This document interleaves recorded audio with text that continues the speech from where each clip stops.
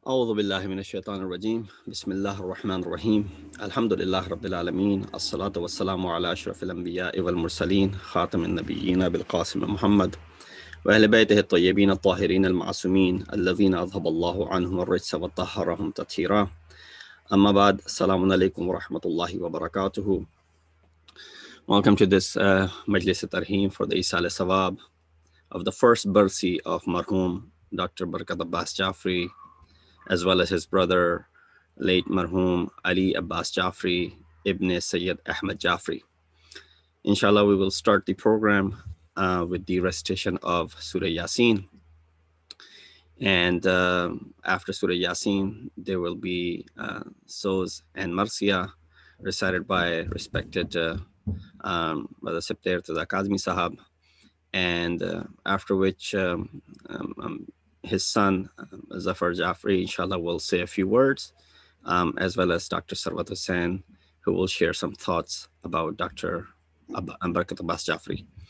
Inshallah, very short program, after which I will address the gathering, address the Majlis, and inshallah, we'll conclude with the recitation of Ziyarat. So without any further ado, I would request all of you to please recite Surah Fatiha and 3 times Surah Ikhlas for Marhum Dr. Barket Abbas Jafri, his brother Ali Abbas Jafri, Ibn Syed Ahmed Jafri. Surah Fatiha.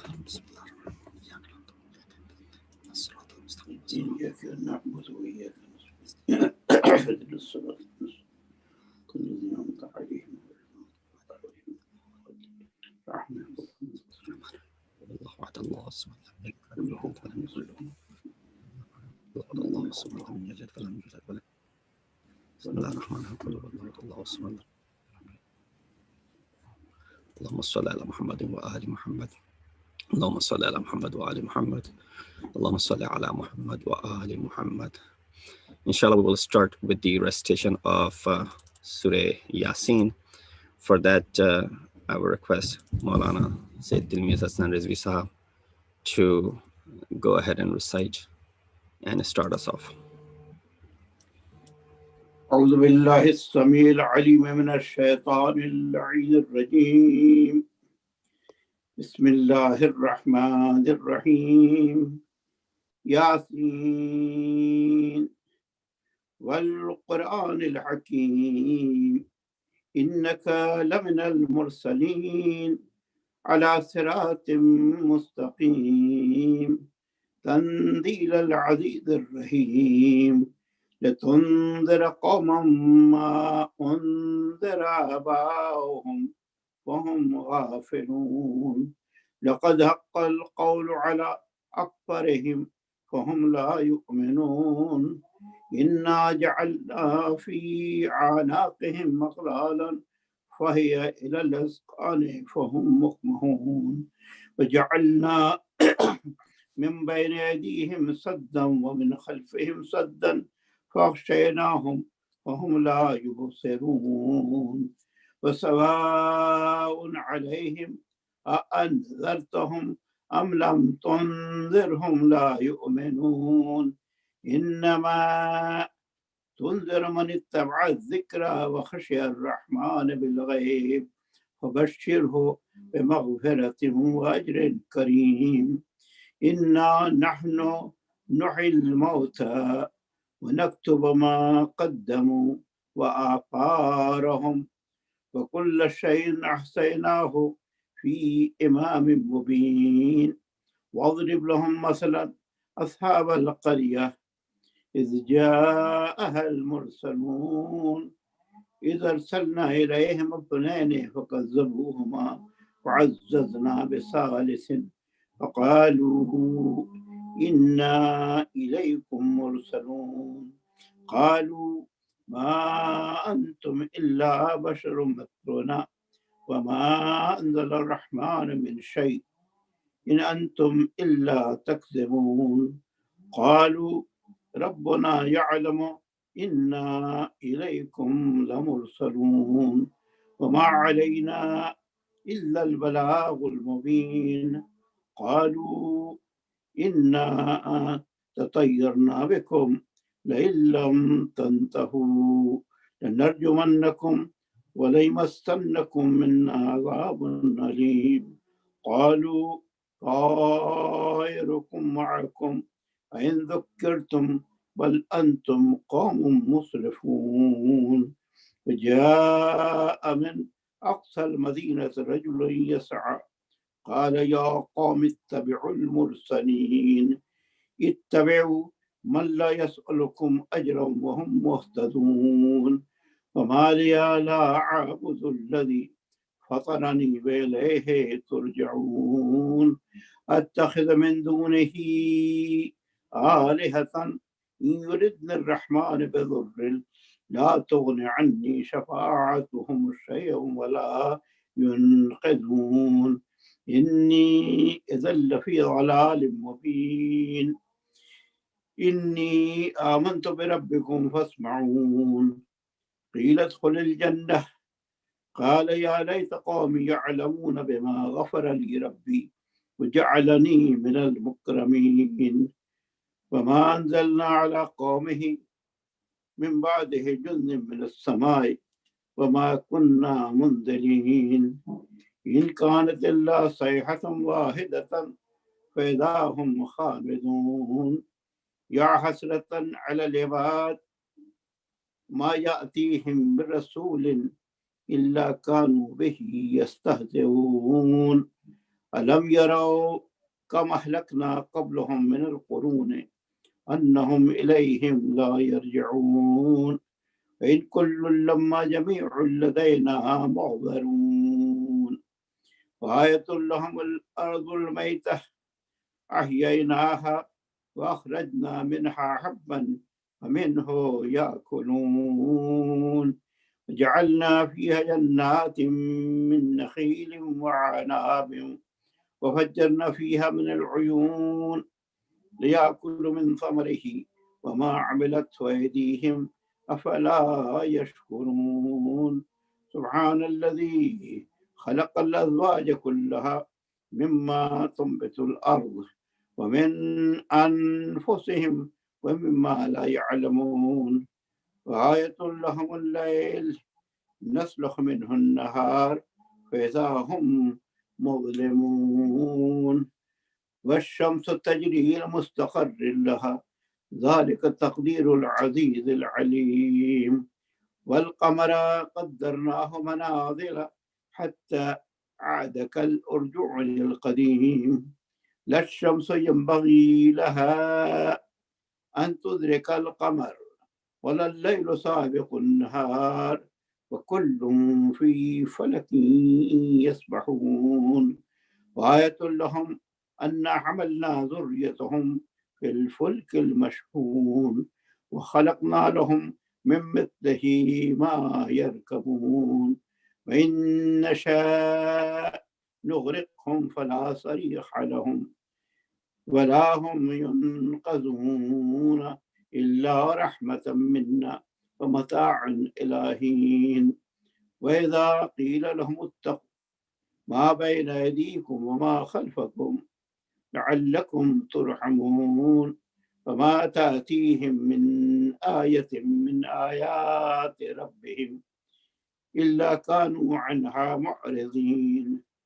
وإذا قيل لهم أنفقوا مما رزقكم الله قال الذين كفروا للذين آمنوا أنطعم من لو يشاء الله أطعمه إن أنتم إلا في ضلال مبين. ويقولون متى هذا الوعد وإن كنتم صادقين ما ينظرون إلا صيحة واحدة تأخذهم وهم يخصمون فلا يستطيعون توصية ولا إلى أهلهم يرجعون. ونفخ في الصور فإذا هم من الأجداث إلى ربهم ينسلون قالوا يا ويلنا من بعثنا من مرقدنا هذا وعد الرحمن وصدق المرسلون إن كانت إلا صيحة واحدة فإذا هم جميع لدينا محضرون. فاليوم لا تظلم نفس شيئا ولا تجزون إلا ما كنتم تعملون إن أصحاب الجنة اليوم في شغل فاكهون هم وأزواجهم في ظلال على الأرائك متكئون لهم فيها فاكهة ولهم ما يدعون سلام قولا من رب رحيم. وامتازوا اليوم أيها المجرمون ألم أعهد إليكم يا بني آدم ألا تعبدوا الشيطان إنه لكم عدو مبين وأن اعبدوني هذا صراط مستقيم. ولقد أضل منكم جبلا كثيرا أفلم تكونوا تعقلون هذه جهنم التي كنتم توعدون اصلوها اليوم بما كنتم تكفرون. اليوم نختم على أفواههم وتكلمنا أيديهم وتشهد أرجلهم بما كانوا يكسبون. ولو نشاء لطمسنا على أعينهم فاستبقوا الصراط فأنى يبصرون. لو نشاء لمسخناهم على مكانتهم وما استطاعوا مضيا ولا يرجعون. ومن نعمره ننكسه في الخلق أفلا يعقلون. وما علمناه الشعر وما ينبغي له إن هو إلا ذكر وقرآن مبين. قرآن مبين لينذر من كان حيا ويحق القول على الكافرين. أولم يروا أنا خلقنا لهم مما عملت أيدينا أنعاما فهم لها مالكون وذللناها لهم فمنها ركوبهم ومنها يأكلون لهم فيها منافع ومشارب أفلا يشكرون. واتخذوا من دون الله آلهة لعلهم ينصرون. واتخذوا من دون الله آلهة لعلهم ينصرون لا يستطيعون نصرهم وهم لهم جند محضرون. فلا يحزنك قولهم إنا نعلم ما يسرون وما يعلنون. ولم ير الإنسان أنا خلقناه من نطفة فإذا هو خصيم مبين.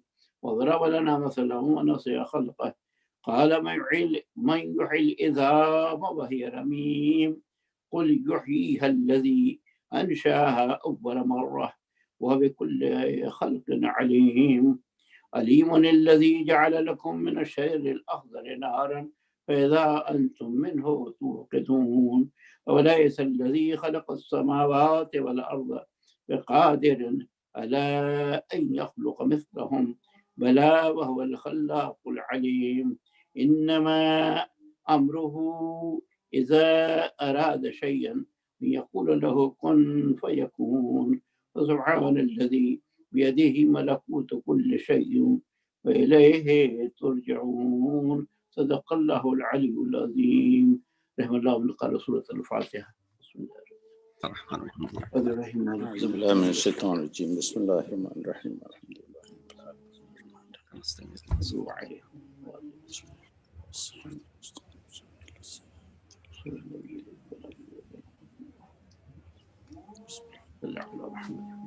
Jazakumullah khair. Inshallah, may Allah subhanahu wa ta'ala elevate the status of Marhum, give him a place in the Jawar of Masumin alayhi salatu wassalam. Thank you very much for that beautiful recitation. At this point, I would request Muhtaram Sabte Irtizaq Azmi Sahab to continue the program with the Soz, Salam and Marsiya before the Majlis. Allahumma salli ala Muhammad. ala Muhammad wa ali Muhammad. آغوش لحد میں جب کے سونا ہوگا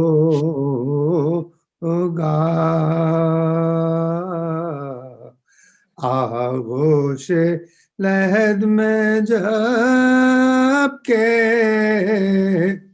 سونا ہوگا جز خاک نہ تکیا نہ بچھونا ہوگا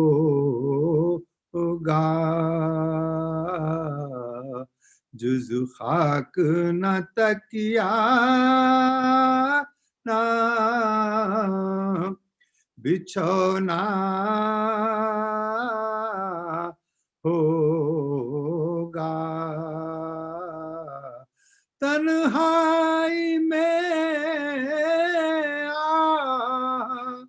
کون ہوئے گا انیس ہم ہوئیں گے اور قبر کا کونا ہوگا تنہائی میں کون ہوئے گانیس ہم ہوئیں گے اور قبر کا کونا ہوگا آغوش لحد میں اللہم صلی علی محمد و آل محمد وعجل فرج. قیام آزمی صاحب کے سلام میں سے پیش کرتا ہوں. خلد میں سوغات یہ اہل عزا لے جائیں گے خلد میں سوغات یہ اہل عزا لے جائیں گے کربلا کی خاک تھوڑی سی اٹھا لے جائیں گے خلد میں سوغات یہ اہل عزا لے جائیں گے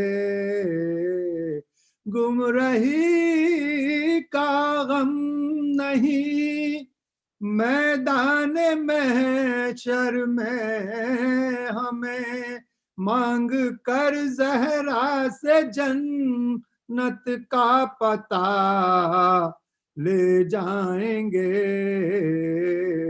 خلد میں سوغات یہ اہل عزا لے جائیں گے آخرت کے راستے کا ہم کو کوئی ڈر نہیں تام کر ہاتھوں کو خود مشکل کشا لے جائیں گے سبحان اللہ تام ماشاء کر اللہ. ہاتھوں کو خود مشکل کشا لے جائیں گے خلد میں سوغات یہ اہل عزا لے جائیں گے قبر میں خاک شفاعت ہر درد و غم کا ہے علاج چھوڑ دیں گے ہر دوائیں یہ دوا لے جائیں گے خلد میں سوغات یہ اہل عزا لے جائیں گے کیا خبر تھی حر کی قسمت اس قدر بیدار ہے مر کے رومال جناب سیدہ لے جائیں گے مر کے رومال جناب سیدہ لے جائیں گے خلد میں سوغات یہ ماشاء اللہ ماشاء اللهم صل على اللہ. محمد وآل محمد. سبحان اللہ. بسم الله الرحمن الرحيم.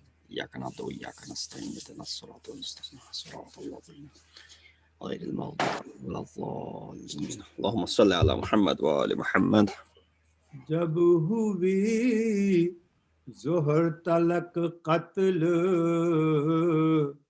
سپاہ شبیر بجز اصغر نہ رہا نور نگاہ شبیر تھی فقط روح علی پشت پناہ شبیر حق سے کہتے تھے کہ تو رہیو گواہ شبیر حق سے کہتے تھے کہ تو رہیو گواہ شبیر سرفدا کر کے شریک شہدا ہوتا ہوں آج میں تیری امانت سے ادا ہوتا ہوں آج میں تیری امانت سے ادا ہوتا ہوں اب نہ قاسم میرا باقی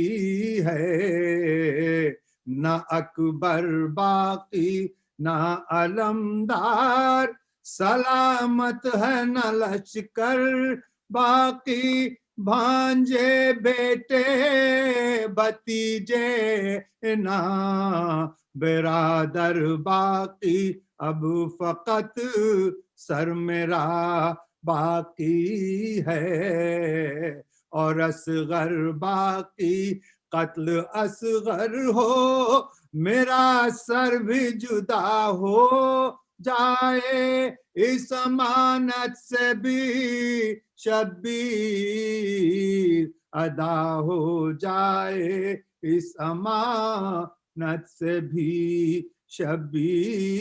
شبیر ادا ہو جائے یا خدا تجھ پا میں صدقے میرا لشکر بھی نثار دل فدا جان فدا روح فدا سر بھی نثار علی اکبر بھی निसार और अली असगर भी निसार, तुझ बाकर भी फिदा आबिद मुज़तर भी निसार, तुझ बाकर भी फिदा आबिद मुस्तर भी निसार। मैंने जो कुछ तेरे दरबार से पाया मौला, सब तेरी राह में खुश होके लुटाया मौला, सब तेरी राह में खुश होके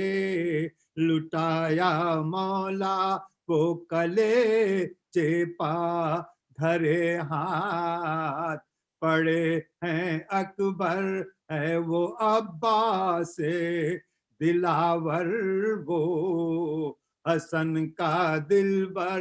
एक एक प्यारे को कुर्बान किया गिन गिन कर, की अमानत में खयानत नजरा है दावर, की अमानत में खयानत ना जरा ए दावर। तूने दौलत थी जो मुझ खाक नशी को सौंपी, वो अमानत तेरी बंदे ने जमी को सौंपी, वो अमानत तेरी बंदे ने जमी को सौंपी। कत्ल अब्बास हुए मैंने तेरा शुक्र किया, पर कमर हो गई खम इसमें गिला क्या मेरा।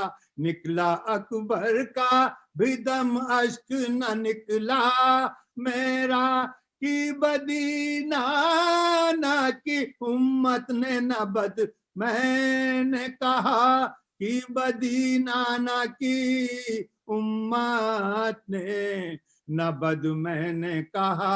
ये तो बंदे हैं तेरे, मैं भी तेरा बंदा हूँ, दश्ते गुर्बत में परेशान हूँ परागंदा हूँ, दश्ते गुर्बत में परेशान हूँ परागंदा हूँ।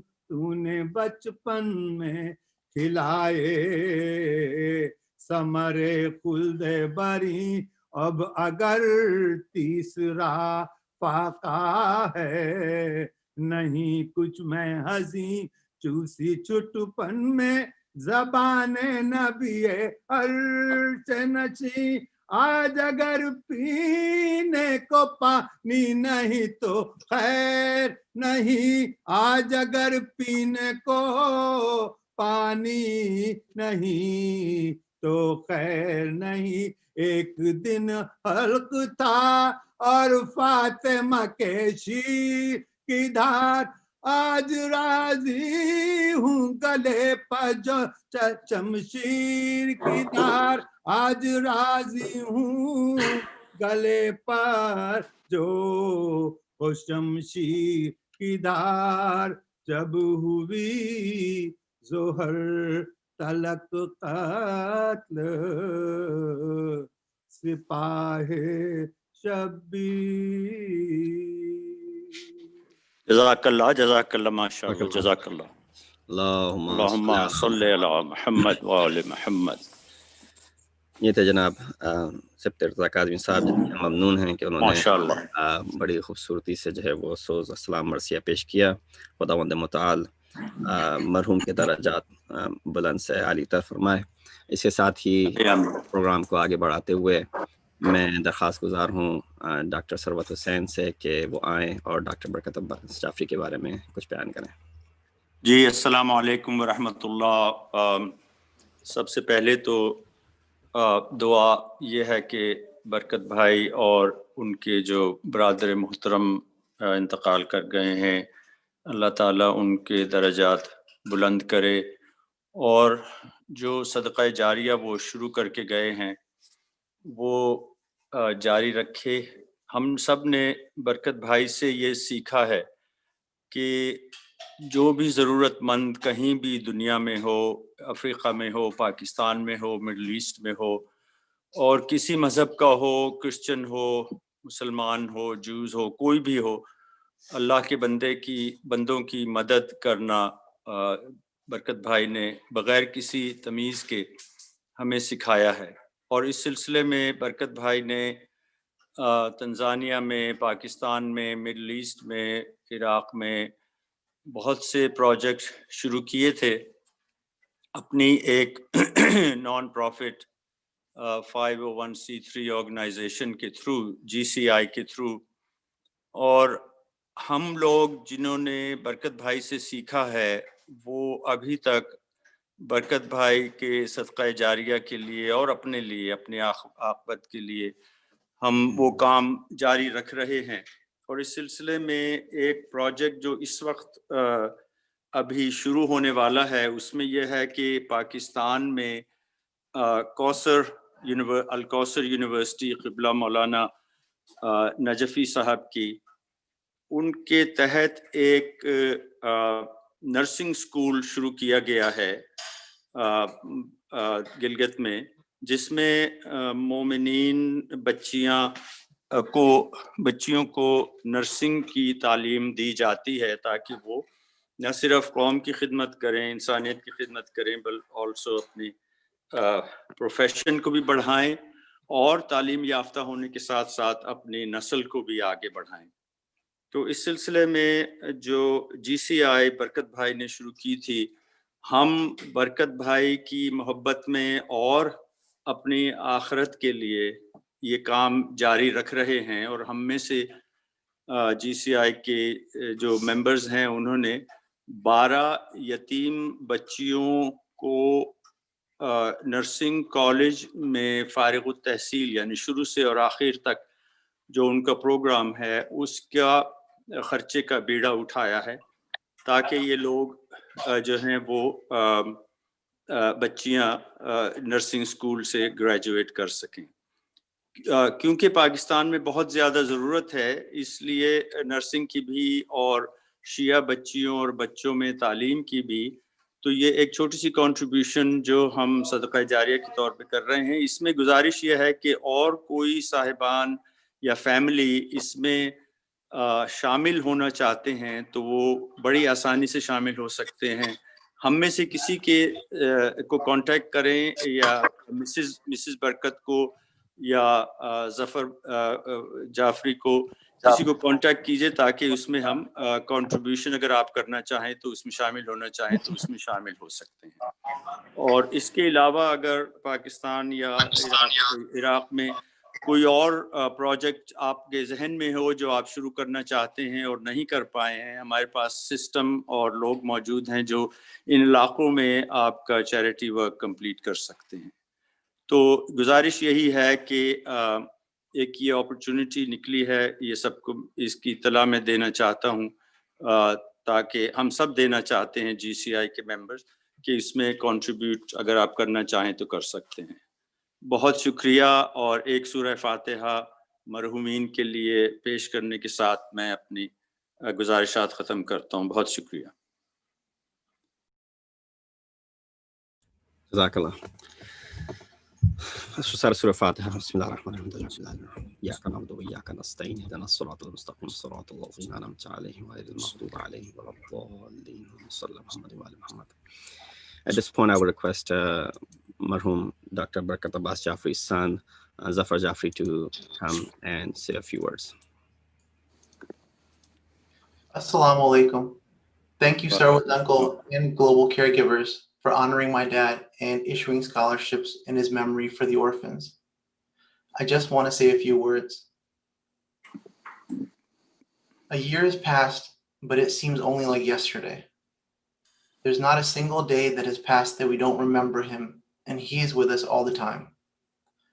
I want to thank each and every one of you for attending his Bursi Majlis, reading Quran for him, and keeping him in your du'as. Thank you.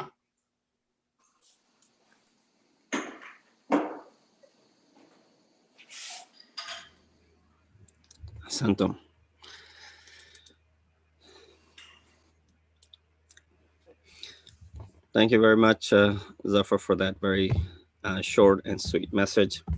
May Allah subhanahu wa ta'ala elevate the status of Marhum, give him a place in the Jawar of Masumin, alayhi salatu wassalam, and continue to give strength to the bereaved family. Indeed, a loss which is we all have suffered a great deal from. Before I begin, once again, let me request all of you to please recite one more time Surah Fatiha for Marhum Dr. Barket Abbas Jaferi, his brother Ali Abbas Jaferi, Ibn Syed Ahmad Jaferi. Surah Fatiha. Bismillah ar-Rahman ar-Rahim. Alhamdulillah Rabbil Alameen ar-Rahman ar-Rahim. إياك نعبد وإياك نستعين اهدنا الصراط المستقيم صراط الذين أنعمت عليهم غير المغضوب عليهم ولا الضالين. اللهم صل على محمد وآل محمد وعجل فرجهم. أعوذ بالله من الشيطان الرجيم. بسم الله الرحمن الرحيم. الحمد لله الذي قصرت عن رؤيته أبصار الناظرين وعجزت عن نعته أوهام الواصفين. الحمد لله رب العالمين. الصلاة والسلام على أشرف الأنبياء والمرسلين خاتم النبيين أبي القاسم محمد وأهل بيته الطيبين الطاهرين المعصومين الذين أذهب الله عنهم الرجس وطهرهم تطهيرا. أما بعد فقد قال الله تبارك وتعالى وقوله الحق وهو أصدق القائلين. بسم الله الرحمن الرحيم. إنا نحن نحيي الموتى ونكتب ما قدموا وآثارهم وكل شيء أحصيناه في إمام مبين. صدق الله العلي العظيم. Assalamu alaikum wa rahmatullahi wa barakatuhu. Once again, we are gathered virtually to commemorate this Eisal-e-Thawab Majlis, Barsi Majlis for Marhum Dr. Barket Abbas Jaferi, Ibn Syed Ahmad Jaferi. We ask Allah subhanahu wa ta'ala to continue to shower his mercy upon the departed soul and elevate his status and give him a place in the Jawar of Masumin alayhi salatu wassalam. And at the same time, we ask Allah subhanahu wa ta'ala to continue to bestow sabr and solace to the bereaved family for the loss that they have suffered. It just seems like yesterday that we were shocked by the news of his departure last year on December 10th. And the Eisal-e-Thawab Majlis for Soyam, which was held, which I had the honor of reciting as well. I believe in Datul Qaim. It just seems like it was yesterday. And primarily because, it was so dear to all of us. And also this year just went by. And in a way, it was lengthy, prolonged, never ending because of the pandemic, of course. But it just seems like, and I'm sure it's not just the family members who can resonate, but the other community members, his colleagues, those who were close to him, can see his smiling face, ever smiling face around us. That I've never seen the man, regardless of when I met him as a patient of his, or whenever I would be sitting on the mimbar and he would be listening, sitting on the floor, or a casual meet here and there, that I would always see words of encouragement and a smile, a bright smile on his face. And that's a feature that I think we all can remember and resonate with. There's so much that I was thinking about speaking here today on his first Barsi. A year has passed, and his contributions, as Dr. Sarwat Hussain highlighted, in a very brief time, which requires itself an in-depth analysis or an entire program, the achievements that he had, the initiatives that he started, which many of us can only maybe do one or two in our entire lifetime, things that he was able to do on his own, and then be influential, where he would be able to gather people around him to move forward with projects. And that's the legacy, and that's the name, and that's what lives on, that's what goes on. Before I translate this ayat, which I chose for today's discussion, I want to dedicate a few, ash'ar from Amir al-Mu'mineen toward Dr. Barket Jaferi. He fits the criteria of these ash'ar.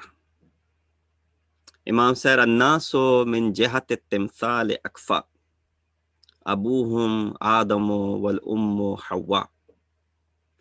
فإن يكن لهم من أصلهم شرف يفاخرون به فالطين والماء وإن أتيت بجود من ذوي نصب فإن نسبتنا جود وعليا ما الفضل إلا لأهل العلم إنهم على الهدى لمن استهدي أدلة فقم or ففز بعلم فلا تطلب به بدلا فالناس موتى وأهل العلم أحيا." Beautiful shairi and the poetry, none other than the kalam of Amir al-Mu'mineen Ali ibn Abi Talib ﷺ, in which he says, "An-nas," people, from the aspect of their creation and the aspect of their physical appearance, they're equal to one another. And taking pride, over your ancestors is baseless, because all of us have the same father, which is Adam, and the same mother, who's Hawa. If a person takes pride in its originality, then they're taking pride in the fact that they're created of clay and water. Fatin wal ma, that's our creation. So what is there any pride that you take the fact that you're created with a clay and a water? If anyone deserves to take any sort of pride and have fakhr and iftikhar, it would be us, the Ahlul Bayt, because of our knowledge. Therefore, no one has the right to take pride unless they are knowledgeable and those who guide mankind and serve as hadi and bring people out of darkness toward light. Hence, O mu'min, this is the last couplet. Hence, O mu'min, seek knowledge and don't replace it with anything, because people are dead even when they are alive, and scholars are alive even when they have died.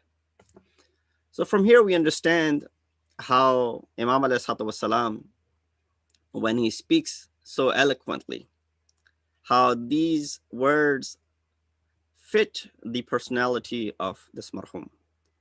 Now let me come back to the ayat which I chose, which is Surah Yasin, ayat number 12, where Allah says, "Inna nahnu nuhyi al-mawta wa naktubu ma qaddamu wa atharahum."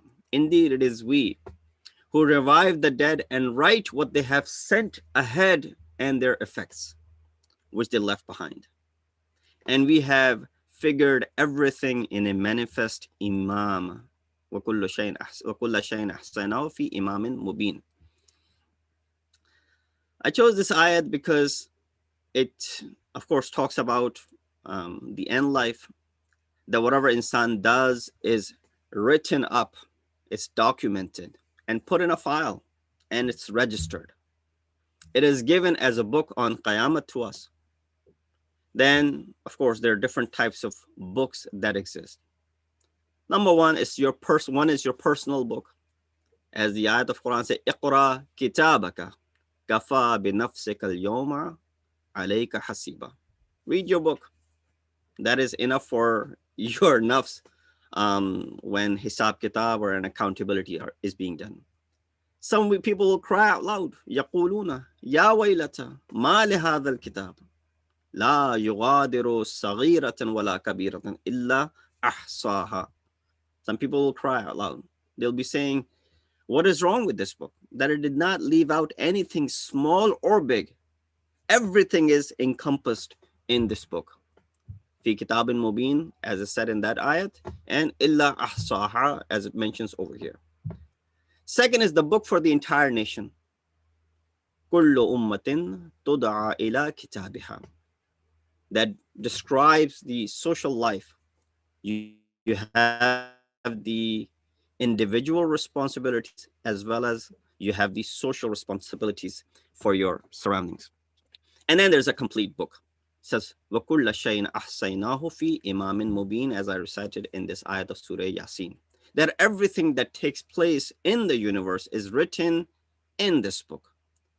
Guide for the angels who distribute reward or punishment. We see that the word imam is used for a book over here. Imam in Mubin, you don't take that word in its literal sense. If you take it in literal sense, then of course imam would refer to something else. But the word is being used as book. For example, وَمِن قَبْلِهِ كِتَابُ Musa إِمَامًا. The Quran says the Torah for the people was revealed as imam. And so people's records, or the record book is open even after their death. This ayah tells you from the very beginning that not only Allah subhanahu wa ta'ala, inna nahnu nuhyi al-mawta, revive the dead, not only that we will bring them back to life, وَنَكْتُبُ مَا قَدَّمُوا وَآثَارَهُم, and we will document, write what they have sent ahead, and not just what they have sent ahead, but also the effects of what they have sent ahead, or what they have left behind. That could also be looked at it from that aspect. So not only actions are preserved, but their consequences also remain. Now you have to decide whether those consequences and the repercussions and the effects are positive or negative. If you leave behind a good legacy, then of course it's going to serve you good. But God forbid if someone leaves behind a negative legacy, a bad legacy. For example, good acts such as waqf, sadaqah jariyah, ilm, as Imam is mentioning on that poetry that I recited. And so we look at Marhum, all of the athar of his work, as it was mentioned earlier, those definitely serve as waqf and sadaqah, and the ilm that he left behind, which continues to benefit mankind. And then on the contrary, there could be people who leave behind evil acts, and they will continue to haunt people and bother them. So not only we're responsible for our actions, but we're also responsible for the effects of our action, especially if those effects are negative. So we make sure that if I do something, people look up to me as someone who could be a trendsetter. And these days, I think the youngsters know this terminology better than the elderly. The trend setters. There's a trend going on, for example. There's a hashtag that is, going on. There's a, something which has gone viral, for example. Something is trending, right? All of these words you're familiar with because of social media. So not only what you say and do is what you're responsible for, but the effects that are created because of that, moj, and the wave which is created because of that. Should be very careful about that. Ma qaddamu means personal acts. Athar means those acts which become sunnat after me, right? So if there's something that I left behind in my life, serves as my positive legacy, guess what? Aql says it will continue to benefit me. Those who have gone for Hajj and Umrah, when you're traveling from Medina to Mecca and via bus, you see there's a place which is called Abari Ali. I believe it's in Yambu, where they still have the name. The well, these abar is the plural for bi'r. Bi'r means a well, and wells that were dug by Amir al-Mu'mineen. It's still there, and of course we're not allowed to go and visit them. That's another story, but they're there, and people, probably the locals, they still continue to benefit from it. So this is, for example, not that Amir al-Mu'mineen needs any positive legacy for his benefit, but it is there. Likewise, there are many things that you find in the life of Ali ibn Abi Talib, but then you find in the lives of other individuals, those who came later on, the way they dealt with things and some of the wrong traditions they left behind. Right away, you see that it will continue to harm them. So this ayah proves that we can affect a deceased person after their death. But the question is, can that person who died affect us, help us, or harm us? They may not be able to harm us in that way because we are internally putting ourselves into harm's way because Allah has given us aql. But definitely a deceased person, by leaving behind a good legacy, a sadqa jariyah, can help us. Just like nobody can deny the effects of the works of Marhum, Dr. Barakat Jafri, which are spread throughout the globe, whether it's in the continent of Africa, whether it's in Asia, whether it's in North America, or anywhere else where he laid his hands to do something. Those athar are there, and they are helping many people, and they'll continue to help them. As long as they continue to help them, guess what? It continues to help the marhum as well. So Allah's accountability is very accurate. He said, وَكُلَّ شَيْءٍ أَحْصَيْنَاهُ. Nothing is left out. Whenever Allah uses inna nahnu nuhyil mawta as in this ayat, it means that with great power. There's an emphasis. Inna was enough. But then he says nahnu. Indeed we, indeed I, indeed we. It means that nothing will be left out. Don't consider your acts if they were small, but if they were done for the sake of Allah subhanahu wa ta'ala, they are enormous. Similarly, if there's a sin that you committed, thinking that it's a very small sin, no, it is committed in front of Allah subhanahu wa ta'ala, so it becomes enormous by itself. So first of all, it denies the claim of some people who said that once a person dies, there's nothing left of him, no good or bad. No, that is something which is a false statement, and Quran disproves that. Yes, we are created to be weak human beings. Allah subhanahu wa ta'ala in Quran points out, Allahu alladhi khalaqakum min da'afin thumma ja'ala min ba'di da'afin quwwah. That indeed Allah created you in the state of weakness. And then he gave you power after weakness. And then after power, he ordained weakness and old age. He creates whatever he wishes, and he is all-knowing and all-powerful. Surah Rum, verse number 54. You find that the three levels are mentioned in this ayat. Your birth, when you're weak. You're totally reliant upon someone to take care of you. If someone doesn't take care of you, you won't survive even 24 hours. That care which is given to a newborn child, if it's not given, a child will not be able to make it to second day. So you're extremely weak and you're in need. Realize that reality. Then you get into the youth age, when you start gaining some power. Although this is a limited and temporary power that is being given to you, but we become so arrogant and lost in this power that we forget the time when we were young and we were completely relied on someone else's help. And we also forget, by looking at the examples of those who have lived before us, that when they get to the old age, how they become weak once again, and they're unable to do many things. Although we have seen that has already happened. When you're standing in these youth years, you're sort of standing on top of a mountain by which you can see what is on one side of the valley and on the other side of the valley. When you're on one side of the valley, when you're young, when you're born, when you're a child, you see the mountain ahead of you. You don't know what's up there on the mountain, and nor do you know what is on the other side of it. But when you get to that middle age, that's when you're standing on top of that mountain. You can see what you left behind, and you can see what is ahead, treading ahead of you. And that's where you will be headed. But still, we find that how insan, Allah subhanahu wa ta'ala calls him to be someone who's hasty, ajul, jahul, halur. All of these are different attributes and adjectives Allah subhanahu wa ta'ala has used for insan. So weakness, power, and then weakness. Insan at the time of creation is weak. Thinking about our beginning makes us humble and grateful. That's how it should be.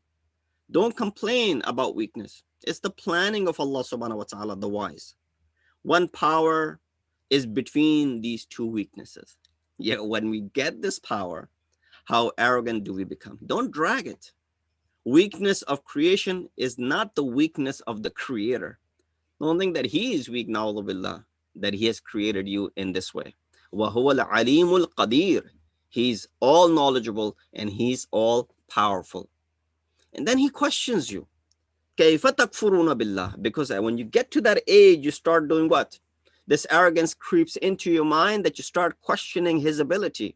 You start questioning his decrees and his commands. Why should I do this? Why should I do that?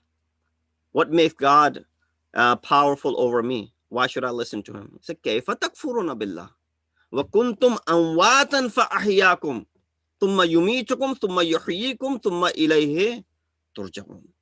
And this is a question of your conscience. How can you be so unfaithful to Allah, seeing that you were lifeless and then he gave you life? Then he will make you die again. Isn't that the reality of the life? And then he shall bring you back to life again. And then you will be brought back to him. You will be brought back to him. What will you do when you're facing him? This is the reality of life. Best method of recognizing Allah is by contemplating about our own creation. And of course, the universe around us. Man arafa nafsahu faqad arafa rabbahu. You recognize your soul, your own creation. That's the best means of recognizing Allah subhanahu wa ta'ala.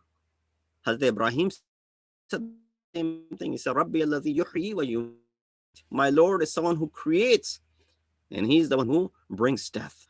Contemplation about life and death makes us realize that if the life and death was in our hands, it would be forever.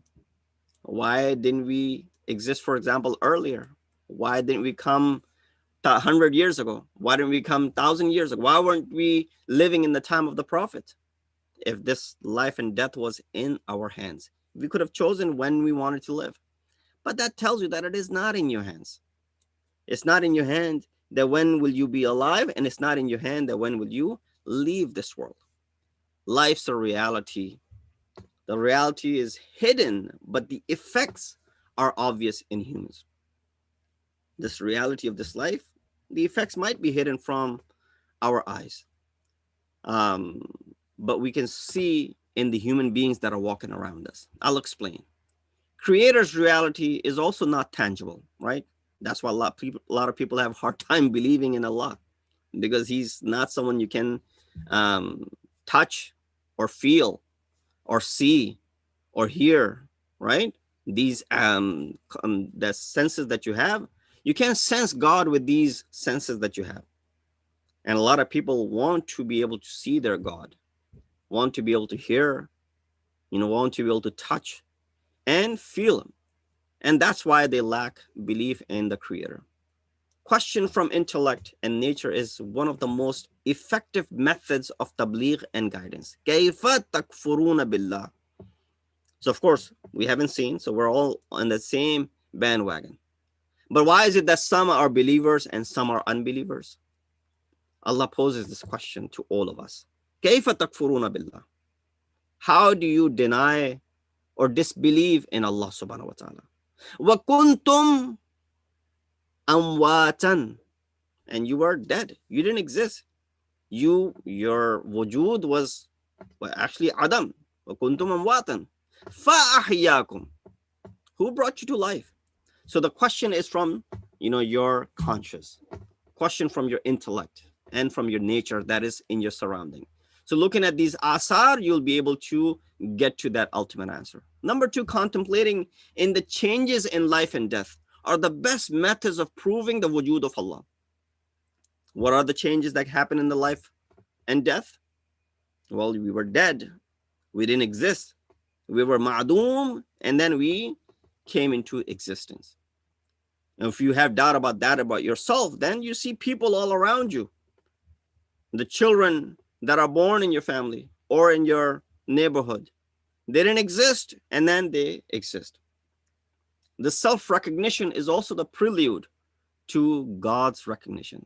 In sight of Allah, aim of life and death is perfection and return to the source of perfection. Thumma ilayna turja'un. You came from that perfect source, and you shall return back to that perfect source. That's what is meant over here. Here, I'll share some words of wisdom of Maulana Jalaluddin Rumi. In his third daftar in Mathnavi, he says, Az jumadi murdamo nami shudam, az nima murdam ze haywan sar zadam.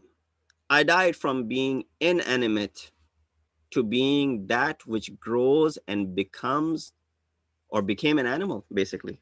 So I was inanimate, and then I grew and became an animal. Murdam az haywani wa insan shudam. Pas chitarsam ke ze murdam kam shudam. I died from being an animal to then becoming what? A human, as I'm progressing, right? Then why should I be scared? When I have, when have I decreased from dying? When I was inanimate, I died from being an inanimate object. I became haywan. Of course, haywan is superior to the inanimate object, non-living things. And then from being haywan, I became insan. And don't go to evolution at this moment when I'm saying this. From being haywan, I became insan. That means the haywaniyat was killed in me and I became Hazrat Insan. So then again, it's an increment in my being. Bar digar az malak parran shavam. Anche dar wahm nayad an shavam. Once again, I became flying angel, or beyond which I had never imagined. So from being insan, I can only go up and up and up. When a person had asked Amirul Mu'mineen Ali ibn Abi Talib alayhi salatu wasalam, that who's superior, insan or the angels? Imam responded, don't remember the exact words of Imam, but Imam said that if a person's aql takes over his desires, first he mentioned the opposite. He said when a person's desires become musallat over his aql, then he's worse than the animals. But if his aql is the ruling party over his desires, and has complete tasallut over it, then he's superior to angels as well. And that's what Maulana Rumi is saying also over here. Bar digar az malak parran shavam. Anche dar wahm na ayad an shavam. Once again, I became a flying angel. Or beyond that, if there is something beyond that, which I had never, ever had imagined. So that's as far as the reality of life is concerned. It is an Eisal-e-Thawab Majlis for a father. Father of course, his kids and even his patients. All those people whose lives he touched looked up to him as a fatherly figure. What better to understand what are the rights of a father other than the kalam of our fourth Imam in Risalatul Huquq. I would urge those who haven't had a chance to read this book, you can search it online. Risalatul Huquq, treatise on rights. It's available in English and Urdu, in any language that you speak. English or Urdu is definitely available. That how brief concise explanations about the rights that we have on other people. Amongst those rights, Imam mentions haqqul walad or haqqu walid, for example, the right of your father. Imam says, وَأَمَّا حَقُّ وَلَدِكَ فَأَن تَعْلَمَ أَنَّهُ مِنْكَ وَمُضَافٌ إِلَيْكَ. I'll just explain and translate what Imam is saying and briefly elaborate over it. And the right of your father is that you should know that he is your root and you are his branch. Pay attention to what Imam said. He's the root and you are the branch. And without him, you would not be. Simple as that. Whenever you see anything in yourself which pleases you, you know, a lot of time when we achieve something and we like to pat our back, you say you should know that your father is the root of his blessings upon you. Don't neglect that fact. Don't let that creep into your or creep out of your heads. So praise Allah and thank him in recognition of that. And there's no power except Allah. He said, father is the root of the child because he's the cause of the existence of this child in this biological means and the world that we live in. Thus, whenever or whatever is manifested in the child has its roots in the existence of the father. Another important issue is that once a child is born, he starts to grow up and continues his development while his father may have already completed his growth or near its completion. So whatever it is that you are going through right now, your father has already gone through all of that. The child is flourishing and becoming stronger day by day. His father is getting weaker every day. If he starts to feel superior to his father, he might forget to respect him and even sometimes go ahead and disrespect him.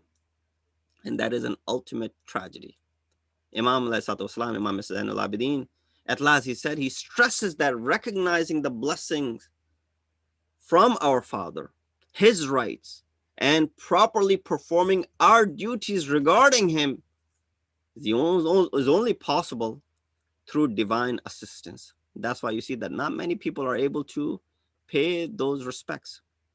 And we should ask Allah subhanahu wa ta'ala to help us in this regard, because it will not be completed without the tawfiq given from Allah subhanahu wa ta'ala. There are so many examples in the history of how people treated their fathers.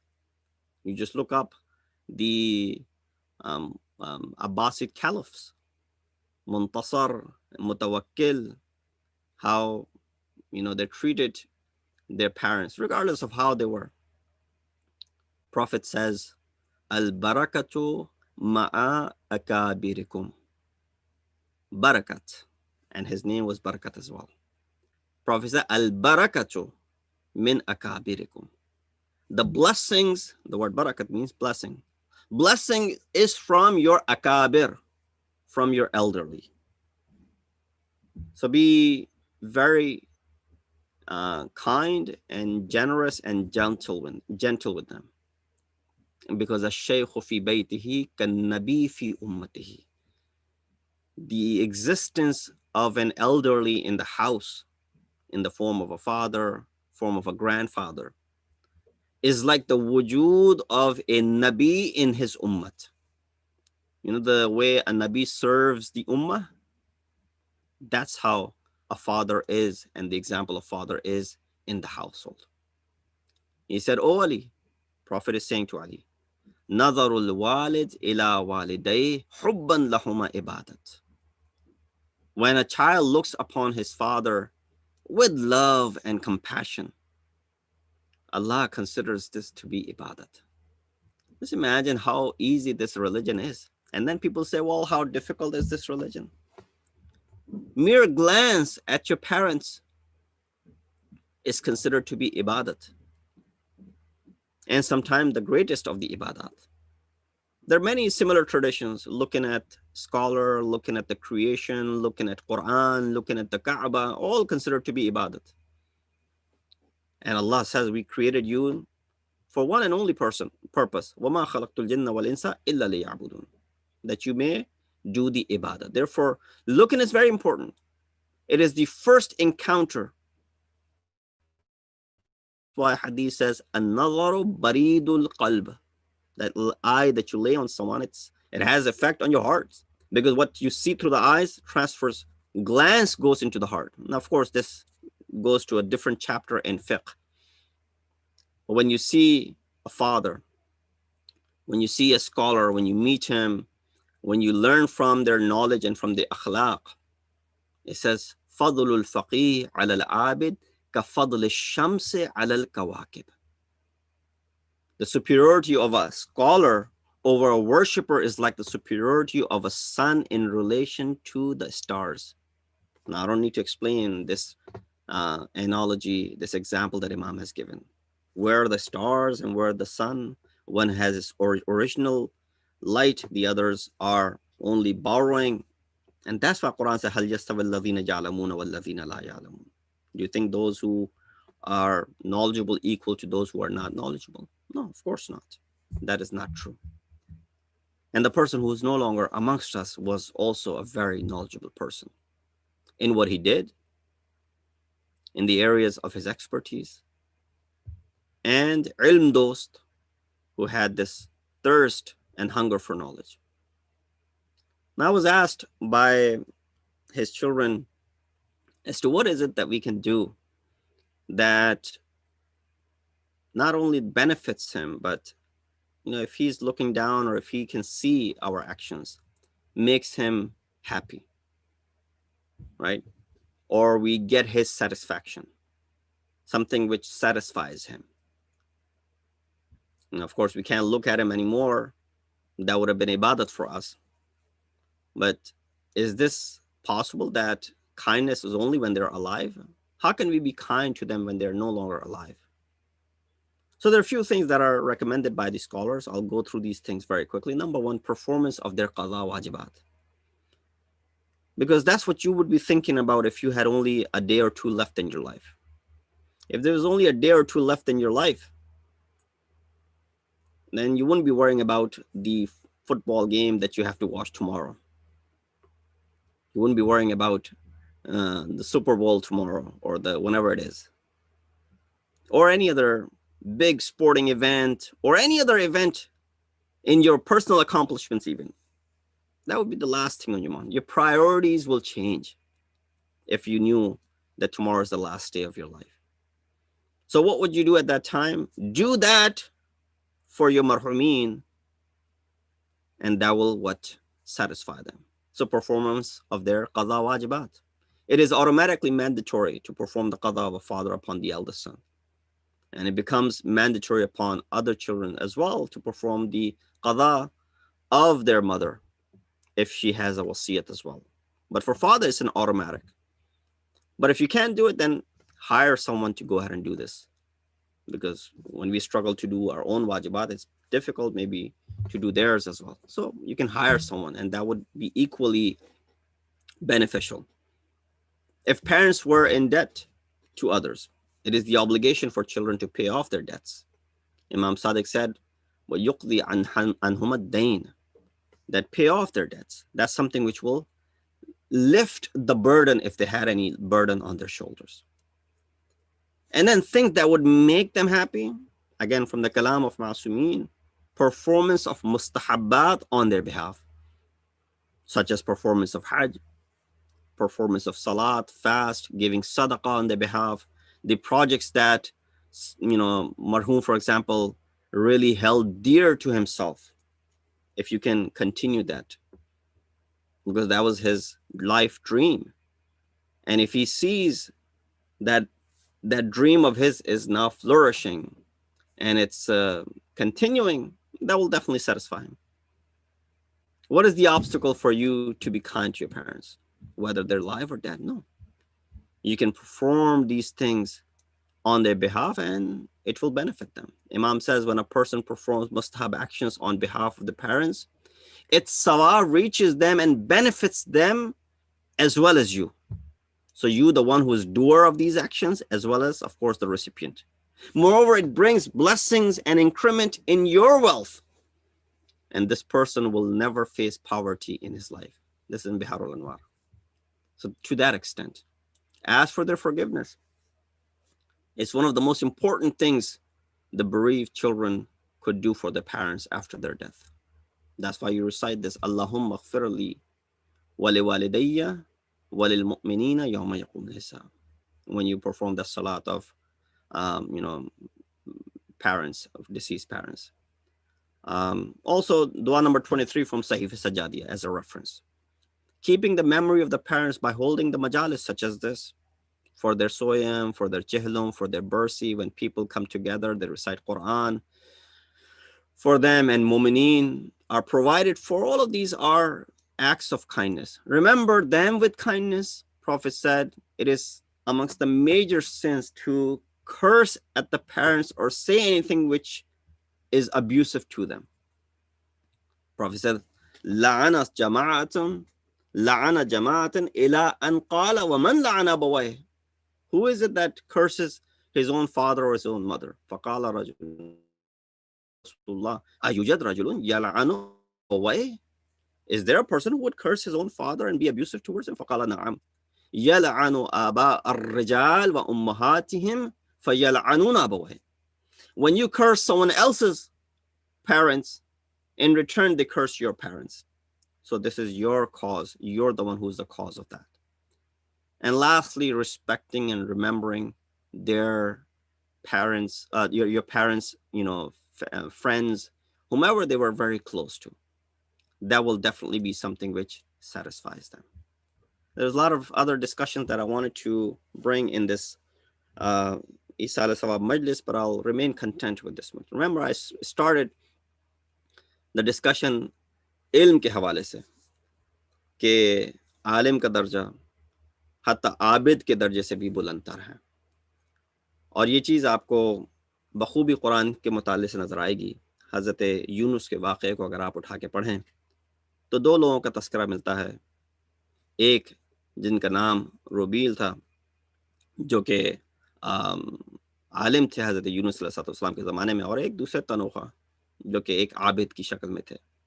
اور دونوں کے بارے میں ملتا ہے کس طریقے سے جب حضرت یونس نے بد دعا کی اور چلے گئے چھوڑ کے، 30 سال کی عمر میں مبعوث ہوئے تھے اور 30 سال تک انہوں نے تبلیغ کی. دو لوگ، ایک روبیل اور ایک تنوخہ، یہ دو حضرت یونس کے پیروکار تھے.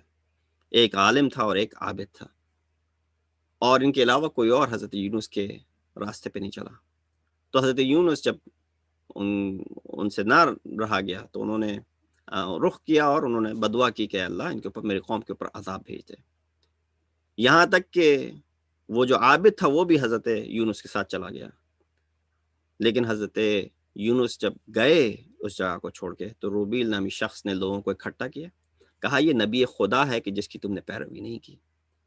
اس نبی خدا کی پیروی نہ کرنے کی وجہ سے تمہارے پر بے شک یقیناً تم پہ عذاب آئے گا. لیکن ہاں، اگر تم صدق دل سے توبہ کر لو، گڑ گڑاؤ، اور ایک خاص طریقہ بیان کیا کس طریقے سے تم گریہ وزاری کرو، تو اللہ سبحانہ تعالیٰ تمہارے اس عذاب کو ٹال سکتا ہے. تو حکم ہوا تھا، ملائکہ کو سمجھا دیا گیا تھا، ان کی ہلاکت تک ہم نہ پہنچے تب وہ عذاب کو ان کے سروں پر رکھیں. یہ سن کر فوراً اس قوم کے پاس پہنچے اور عذاب کو موصل کی پہاڑوں کی طرف پھیر دیا، اور عذاب ان کے اوپر سے ٹل گیا اور وہ محفوظ ہو گئے. اسی لیے آپ دیکھیں ایک سوال اٹھتا ہے کہ حضرت یونس ایسے جلیل القدر پیغمبر تھے، اپنی قوم سے تنگ ہو کر خدا سے اس کی شکایت کی اور ان پر عذاب بھجوانے کی درخواست کی، حالانکہ کسی نے ان کے اوپر نہ پانی بند کیا تھا، نہ ہی کسی نے ان کے 18 سال کے جوان کو شہید کیا تھا، نہ ہی کسی نے ان کے 6 ماہ بچے کے گلے کے اوپر جو ہے وہ تیر پھینکا تھا، اور نہ ہی ان کے گھر کا ایک روز کے اندر، ایک دن کے اندر صفایا کیا تھا یا ان کو سب کو قتل کر دیا تھا. حضرت یونس نے 71 عزیزوں کے داغ نہ اٹھائے تھے، 2000 کے قریب زخم جسم کے اوپر شمشیر اور تیر کے نہیں کھائے تھے. لیکن اس کے باوجود بھی حضرت یونس علیہ السلام نے وہ الفاظ اپنی زبان سے ادا کیے، لیکن در یگانہ دریائے مجموع البحرین کون ہے وہ امام سوائے امام حسین کے، کہ کن کن مقامات پہ امام چاہتے تو امام بدعا کر سکتے تھے، لیکن امام کی سیرت میں آپ کو صرف یہ ملتا ہے کہ امام نے اگر کچھ کہا تو لوگوں کی طرف سے بدعا کو دور کیا، ان کے حق میں دعا کرتے ہوئے نظر آئے ہیں۔ اتنے مقامات آپ کو ملیں گے کہ ایسا صابر اور شاکر امام ہے کہ جس نے ہر حال میں اپنی امت کا خیال رکھا، اپنے نانا کی امت کا خیال رکھا۔ کئی مقامات آپ کو امام کی زندگی میں ملیں گے کہ جس میں عذاب الہی سے لوگوں کو بچایا۔ امام چاہتے تو بہت سے ایسے مواقع تھے، لیکن امام ان مواقعوں پر بھی لوگوں کو عذاب سے بچا رہے تھے۔ ایک تو وہی وقت ہے کہ جبرائیل امین آتے ہیں، استغاثہ سنتے ہیں، اور چاہیں تو امام حسین ایک اشارے میں یہ امت، یہ قوم، اس کے اوپر عذاب آ سکتا ہے، لیکن امام حسین جبرائیل کو بھیج دیتے ہیں۔ جب بلند کیا تھا نا استغاثہ، حل من ناصر ینصرنا، روایات میں ملتا ہے کہ ایک جیسے حضرت ابراہیم نے جب ان کو آگ میں ڈال دیا گیا تھا تو جبرائیل نازل ہوئے، آئے اور اپنی مدد کی پیشکش کی، حضرت ابراہیم نے بھی بھیج دیا تھا جبرائیل کو۔ یہ میرے خدا کا امتحان ہے۔ امام حسین بھی چاہتے تو معجزے سے یہ امتحان کو تبدیل کر سکتے تھے اور وہ ان کے اوپر عذاب آ سکتا تھا، لیکن امام نے ایسا نہ کیا۔ دوسرا وہ موقع جس کو آپ بارہا مصائب سید الشہداء میں سنتے ہیں کہ جب حضرت علی اصغر کو لے کے امام حسین واپس پلٹے ہیں، جب حضرت علی اصغر کے گلے سے خون کا فوارہ بلند ہوا ہے، ایک دفعہ امام نے اس خون کو لے کر کے زمین پہ ڈالنا چاہا تو ایک خیال آیا، یہ آواز آئی کہ اگر اس خون کا ایک قطرہ بھی زمین پر پھینکا تو ایسا نہ ہو کہ دریائے غضب الہی جوش میں آ جائے اور یہ لوگ جو میرے نانا کی امت کہلاتے ہیں فنا ہو جائیں، یعنی آخر دم تک اس زمین سے کوئی غلہ نہ اگے گا۔ پھر امام حسین چاہ رہے تھے کہ اس کو آسمان کی طرف پھینکیں، لیکن اس وقت یہ آواز آئی کہ اگر اس کا ایک قطرہ بھی آسمان کی طرف پھینکا گیا تو ہو سکتا ہے کہ زمین پہ دوبارہ کبھی بارش نہ ہو۔ اسی لیے امام علیہ السلام نے 6 مہینے کے بچے کی لاش کو دفن کر دیا۔ شہداء کی لاشوں کے ساتھ اگر گھوڑوں کی ٹاپوں سے پامال ہو گئی ہوتی تو عجب نہیں ہے کہ قہر الہی جوش میں آ جاتا اور اس فرقہ ناری کو راکھ میں ڈھیر کر دیتا، لیکن امام نے ایسا نہ ہونے دیا۔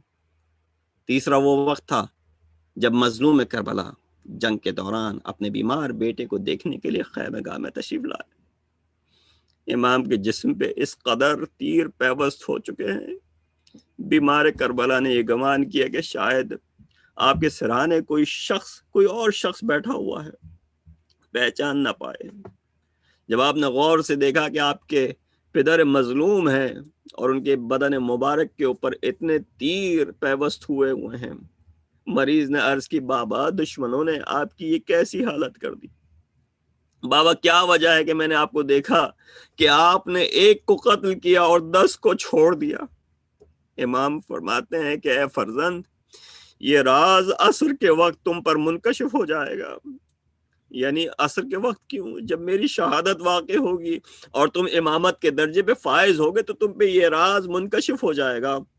امام زین العابدین فرماتے ہیں کہ میں نے ایک کافر کو دیکھا کہ اس نے میرے بابا کو نیزہ مارا اور امام نے اس کو قتل نہ کیا۔ کہتے ہیں فلما انتقلت الامام الی عرفت ان ذلك الكافر وكان في صلبه من يحبنا اهل البيت کا جب یہ امامت مجھ پہ منتقل ہوئی تو مجھے معلوم ہوا کہ اس کافر کے صلب سے ایک محب اہل بیت پیدا ہونے والا ہے، اسی لیے امام نے اس کو بخش دیا اور اس کو جانے دیا۔